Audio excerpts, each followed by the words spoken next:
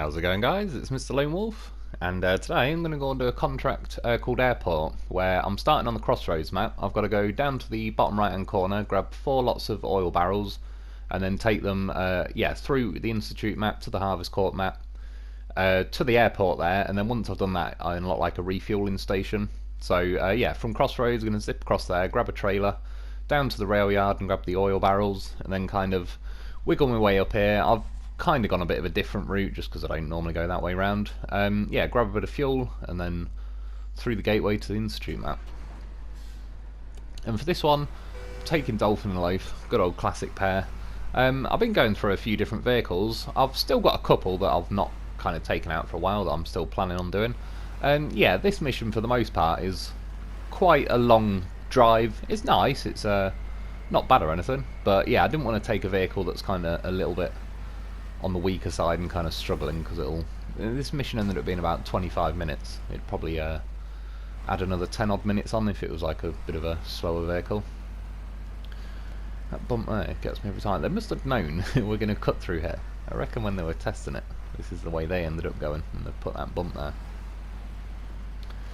Yeah, I did a mission yesterday. I didn't get the video up in the end because I kind of stopped halfway through the mission, and it's one of them. I'm not sure whether to restart it or not. I think it's called like damage evaluation.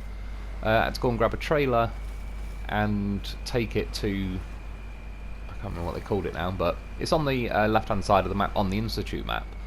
And then once you do that, then you have to collect some cisterns and deliver that, and the cistern ends up being like a 4-slot piece of cargo. But when you start the mission, it's a bit of a pain because they keep doing this with a lot of missions on this map and contracts, where they're like staged, so it doesn't really give you much info on what's going to go on the second, third stage, etc. It just kind of tells you the first bit, which was to deliver this trailer. So I took out the HX520, gave that a blast. It was not too bad. I wasn't like, it's obviously not one of the strongest trucks in the game, but it wasn't bad by any means. But yeah, then once I got there and dropped the trailer off, now it wants me to grab a cistern, which, like I said, I didn't know until I'd done that part of the mission that it's a 4-slot trailer is going to be needed, and I didn't take a ramped flatbed with me. So I stopped. Then I was thinking, like, do I carry on the mission with this footage and go and get a trailer, or do I just kind of scrap the mission and start again? Which I'm not entirely sure yet. I'll figure it out. I'll see. I'll have to have a look how long the footage is and all the rest of it. So yeah. Anyway, flying across the field, heading, yeah, go and get a ramped flatbed for this one. And sadly, still, you can't have on the Dolphin like a crane, the sideboard, and the trailer. Which is not the end of the world. I don't need the crane. By the way, when I flew in there, I was pretty happy with that. I kind of aimed it and timed it perfectly. Swerved in, stuck it in reverse, and crashed into that wood that skidded my nose around. Made the turning circle a lot better. Grab a trailer, change the time of day. I was experimenting earlier with just changing it to like 6 in the morning and letting it run a few minutes, because how quick it goes dark does honestly drive me mad on this phase. I don't know why, and it isn't even like when you go back to other phases, the daylight seems to last longer, so they've not just like overall done a blanket change on it, it's just this map, this phase, for whatever reason. And yeah, hope everyone had a good Christmas as well. I did, yeah, it was good. It was a good day in the end, to be honest. It was a pretty good laugh. I went round my parents. I tried to get a little nap in after the after the live stream, and that didn't really happen. Yeah, went around there, chilled there for a bit, had some Christmas dinner, which was insanely nice. I do love a good, well, roast dinner or Christmas dinner, but yeah, as they say, your mum's cooking's always the best, and yeah, it was pretty damn delicious. It was a shame as well because I was eating it. Got a good hefty sized plate, but about halfway through I was like, God damn, this is nice. Gonna have to go back and get some more after I finish this plate. And then right, the last few minutes just completely went from like hungry to full, and it ruined it. Well, not ruined it actually. I kind of timed it perfectly, but yeah, a few minutes before I was gagging to go and get some more food, keep stuffing my face. But yeah, it was pretty bloody nice. And then finally got to see. Well, this is like near enough. Probably missed the first few minutes. Home Alone 2 was on, so they banged that on. Yeah, it wasn't the original Home Alone, but to be fair, I do quite like Home Alone 2 as well. 1 or 2, doesn't really matter. Still couldn't manage to find Die Hard anywhere without it trying to make me buy it off Amazon. And yeah, so yeah, see my mum and dad, see my sister, she came over as well. Um, what else did? Oh yeah, Bad Santa 2 was on. I've seen Bad Santa 1. I've not seen it for a little while. It's not a bad film, really, to be honest. It's definitely not just like, as far as a Christmas film goes, it's obviously a little bit more adult than like a typical Christmas film. Yeah, grab the cargo here again because it's a stupid ramp flatbed. It's a pain in the ass to reverse it. It seemed like I tried to go in straight. That's what she said. And when I was reversing it, yeah, it was just before long the little dolly axle thing jackknifes. I kind of got myself into a bit of an awkward situation here because it's backing up against the trailers and then there's a big pile of scrap in front of me. However, because of the way it kind of tweaked the dolly axle around, I figured I might just be able to disconnect the truck, kind of do the 3-point turn myself. Because the steering, it's not terrible on this Dolphin, but it definitely doesn't steer as tightly as like some of the smaller 6-wheel trucks. But yeah, get that part of it done. And thankfully, kind of yoinked me over to the left a bit, but yeah, it reattached. That solved that problem. They really need to do like what Fox has done in his trailer mods and just add like a pivot lock thing going on.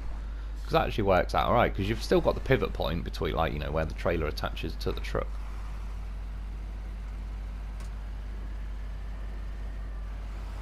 But anyway, we got the barrels. I'm gonna put a bit of my faith in this 4-slot ramp flatbed again, which, like I've said, I'm still suspicious about, I'm not gonna lie. It feels too good to be true that it's finally not being a complete nightmare, but yeah, that's one reason why, if I could, if it was able to have it, I would take a crane with me, just in case, so if it did tip, and just load it back on without having to do the quit and reload method, or recover into the garage or something. See, that's one thing, like that contract I was attempting yesterday with the HX520. I kind of like to, whatever setup I'm going to need, if I can help it, unless it just makes sense if you're going to get to like stage 1 of the mission complete and you're right next to the garage or whatever, it sort of doesn't really matter. But yeah, I like to set off and kind of take everything I'm going to need, even if it means a road train or taking, you know, a trailer that you're not going to use for the first part and all the rest of it. Oh, we've got my horse in red as well. Oh, Dolphin likes his red loafs. Yeah, I just kind of like to set off and take all the equipment I'm going to need and then kind of get it all done in one run, just because to me that's like part of the challenge. Yeah, if I just keep nipping to the garage and, like, you know, making a new truck for like each part of the mission, not that I mind, I've done it before and that, but it just, I don't know, is a little bit of an extra challenge, kind of like, I suppose in some ways, like my version of hard mode, where it might be easier to just kind of build 2 setups and have them, like, you know, just go back to the garage halfway through the mission. But yeah, if I can help it, I want to get it all done in one. And like I say, with that damage evaluation, there's been a couple of other contracts as well that just don't really tell you what's going on until you're kind of halfway through the mission. And I have got a crane on that HX520. One good thing with the HX520 is that can have the crane, the sideboard, and a trailer, which, before I even set off with the mission, I quickly nipped to one of the trailer stores and went to check it out, make sure that was the case. But yeah, I was hoping, I suppose, really, that the cistern was going to be a 2-slot piece of cargo, and I had a crane and a sideboard. And as I was grabbing a trailer on the first bit of the mission,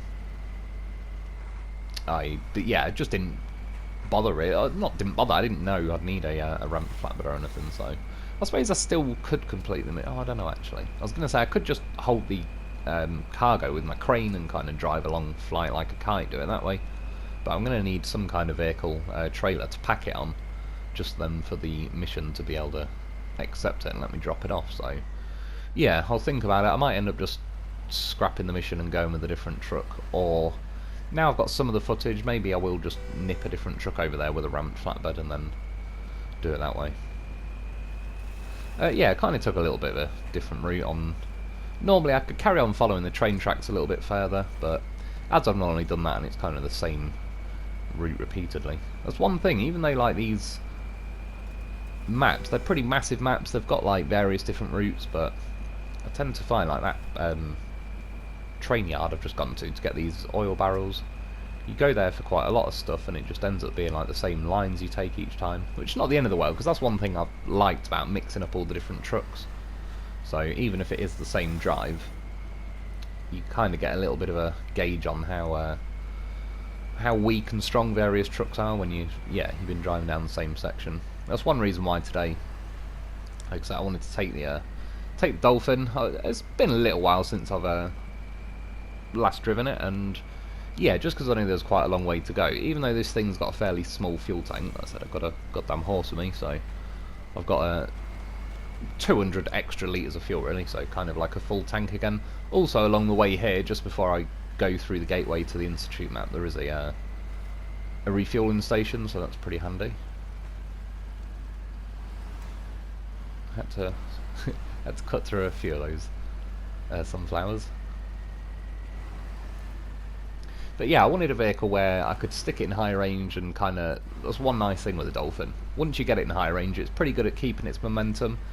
And even on a lot of these lanes, that even like the dirt tracks are kind of pretty restrictive. And again, I don't mind it. I think they still feel pretty organic. They don't feel like they're just completely dialed up to the max and they're just super mud and death mud for the sakes of it. But yeah, as you can see, this thing keeps a pretty good pace.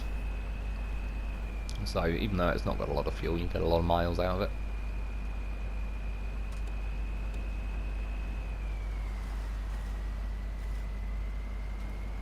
I'd say the steering is a little bit on the slow side on it.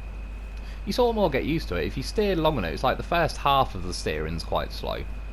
But then once both axles are fully turned, it's like, yeah, it's not too bad by then, but it takes like an extra half a second or whatever to kick in. So once you drive it around for a little bit, you get used to it. But anyway, that's crossroads down onto the Institute map, and for this one, instead, again, I could technically just follow the road along for like the easiest driving, but I like cutting over this river, and then yeah, there's a few dirt roads to drive along instead of just going along like the main road. Although, like I said, on this map, I was noticing it earlier when I was driving around, I've got a feeling they've kind of coded some of these roads to be the equivalent restrictiveness of like the dirt roads, maybe not quite as much as mud, but yeah, just when I was driving through earlier, there was a section of road that was just holding me in like 4th gear out of 8, and just something about it felt kind of like familiar in the way it was being restrictive. I keep getting as well this time quite a lot of for the last week or so I've noticed it more,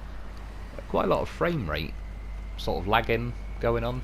I was getting a little bit of it in like this phase since it came out, but definitely noticed it a bit more recently.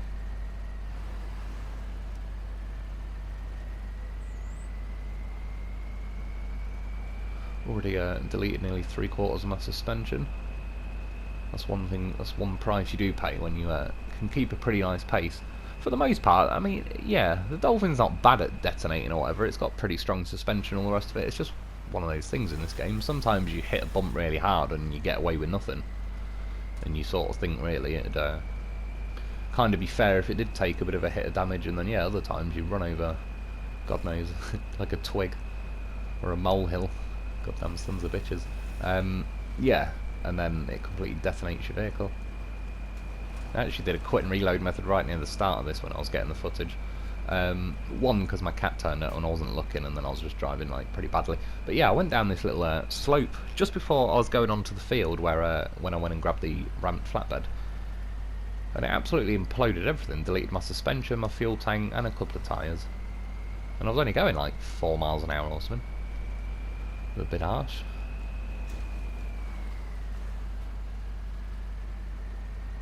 Got me there as well. I mean, the suspension health on this is 300, so, which on the plus side, that's like a lot of suspension health before it actually finally gives out on you. On the bad side, the game seems to kind of just make it up as it goes along, how much damage it takes off you, so obviously once you do damage it, it's a lot of repair points to fill it up. But the Lo4f, it's a goddamn horse, he's got 300 points on him. And again, I've said before, I wish they'd implement this in the game, but I've got a feeling I know why they don't. But if we could allocate either a custom amount of points, like repair points, to fix stuff, or if it just had, like, it went up in stages. So, for example, if I broke the suspension on the Dolphin, it'd need 300 points to fix it. Yeah, if I've got 300 points on the Lo4f, I don't necessarily want to put all 300 points into fixing the suspension. And I've got a feeling that they don't let us... if I was able to add like 50 repair points or something to the suspension, and then I've still got 250 repair points. I've got a feeling they don't though, because I suppose... I mean, well, especially if you could do a custom amount, if you could just repair it by 1 point, it kind of fixes it. You know, the suspension is as if it's not even broken then, so then you could theoretically kind of fix it 300 times, which would be nice. Obviously the other option, which I wouldn't say no to if they did add in this game. I know it's like a mod thing where they've done like unbreakable suspension, but in some ways it'd be quite cool if they did add an upgrade that we had to go and find where, if not unbreakable, at least a lot less trollish, so you could kind of smash it around a lot more before it finally starts taking big fat hits out of it. Always like cutting across this river, I don't know why, it's worth it. I have no regrets. Again, go on a little bit of a diagonal angle through here, just so the current doesn't try and catch your trailer and take it over. But yeah, overall, Dolphin ploughs along pretty nicely through there. There's a tad on the slow side, I don't really think... sometimes I cut through there with a mod vehicle, so I think they have a little bit more oomph as they're going through there. But yeah, no issues, like the Dolphin's not a vehicle that floats or anything like that, so it's not like it's lifting all the weight off your wheels. And yeah, no issues with the current. We got over there, I think I tried it in high, but it wouldn't quite. Or maybe it would, but it was just to the point where, yeah, it's either going to give in or it's just going to start wheel spinning, so I dropped it down into auto. And again, touch wood, the trailer's been pretty good to me so far. Actually good enough to the point where I don't really pay attention to the trailer anymore, I just kind of hope and assume that it's doing fine. But normally with a ramp flatbed, yeah, pretty paranoid about it. I've got the camera kind of rotated looking at the trailer more than where I'm actually driving. And then when you get stuff like the saddle low, anything that connects to the saddle really is nowhere near as tippy. Or by the time it's tipping, you're probably going to be tipping with it. But yeah, this trailer's doing alright. Feels like about, yeah, where it should be. And like I say, I'm not too sure. It feels too good to be true that the devs would have actually fixed it, but you never know. Maybe someone who works there was playing the game and finally had enough of the trailer and said, look, this thing is an absolute nightmare. We got to fix it. You know, it's funny as well, while I was at my parents for Christmas, they've got 3 dogs, and yeah, they're just like, one of them goes mad every time someone walks past the house. One of them goes mad if it sees any kind of animal, like a horse or a dog or a cat or something on the TV. It watches TV and it like waits for animals to appear on the TV, and then it goes mad. And then their other dog, Ronnie, he's a little beast. He's pretty old now, bless him, and he's got like got diabetes, so he has to have insulin injections, and he's got cataracts, I believe, is it called? So he's got like, looks like his eyes are kind of glazed over, and they've just said because of his age, it's not really worth like doing the operation and that. It's I think he's still got a bit of sight, but again, he's happy enough. Like he's chilling, but it's just funny. Like every now and then when he walked into the living room, for example, I was like, "You're right, Ronnie," and then he just swung around and started staring at the lampshade instead of me. He kind of, yeah, doesn't always know who's saying something, but he was happy enough. Like I say, I don't think he's in like in any distress or anything.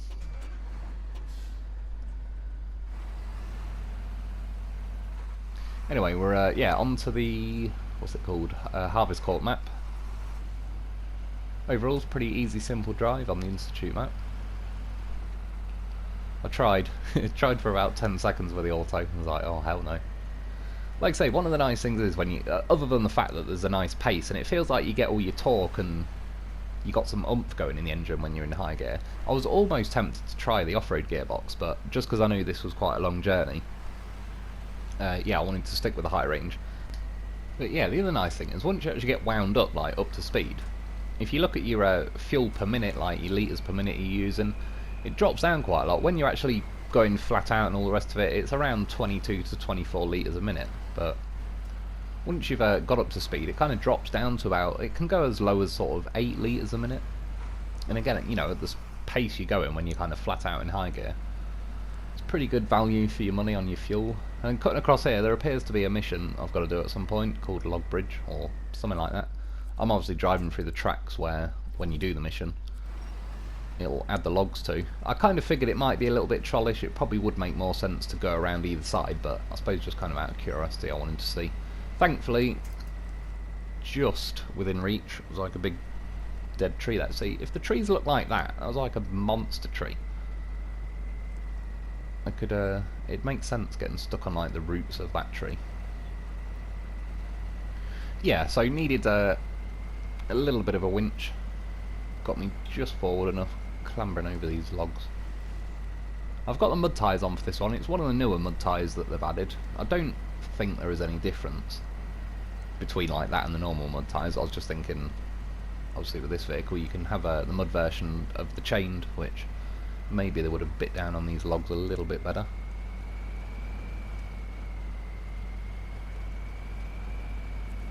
It's bouncing along, but we got there. I'll collect that mission while I'm going past. Like I say, overall, as long as you get the right vehicle anyway, I still do quite like the logging missions on this game.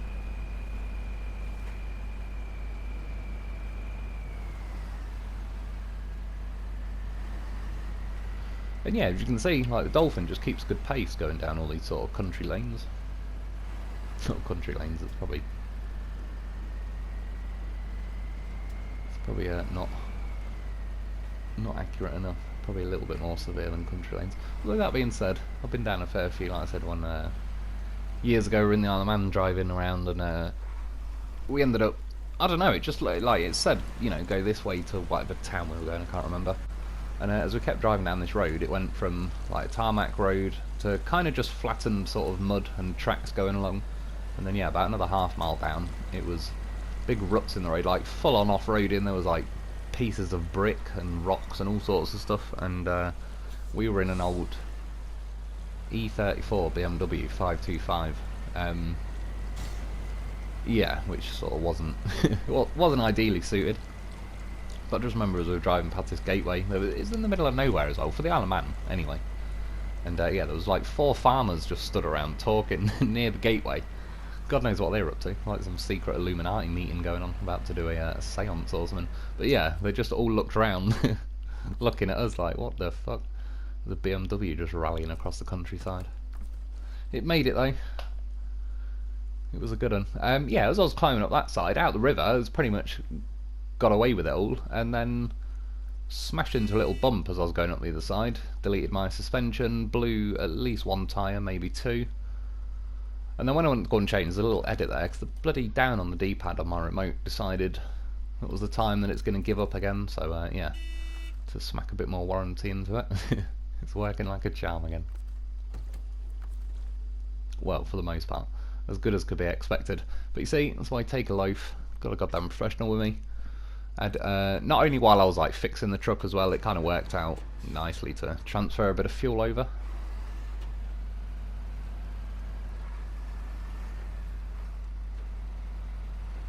And it was looking close with the fuel, but I do believe I would have needed some regardless. I would have like probably just about made it to the airport entrance if I'm lucky.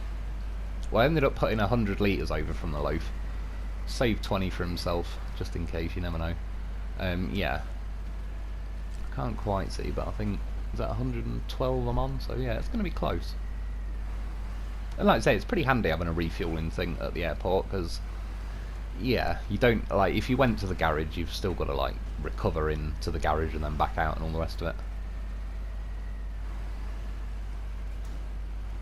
Which I suppose in some cases doesn't matter, but if you've got cargo loaded on, or I've got a goddamn horse in the back, it's obviously recovering to the garage, kind of, you've got to reload that stuff. See, like there's a good example though, the Dolphin just smashed it in high gear through all of that. Yeah, I'm coming up to about the 100 litres, so I would have got to about here, and I would have run out of fuel, so worked out pretty nicely, ironically. Would have been mere yards away from unlocking a refueling station. Took a last hit of damage on my way in. There's some kind of repair square would have been nice to go along with it here, to be fair. Another bit of damage. It should let us have that helicopter to fly around in as well. Not sure how it'd work on this game. but I'd give it a go nonetheless. And then yeah, it's another one in the bag. Is it 5,400 unlocks? The fueling station is just behind those kind of warehouse building things you could see behind me. It's just over there. And then it also unlocked another mission. I can't remember what it's called. I went and checked it. I've got to go and get 4 service spare parts from near to the garage on this map and then deliver it, somewhere to this airport. But yeah, that's another one in the bag. I hope you've enjoyed. I hope that helps. Thanks for watching. Thanks to my Patreon members. Get yourself a loaf because he's goddamn professional. And I'll be back soon.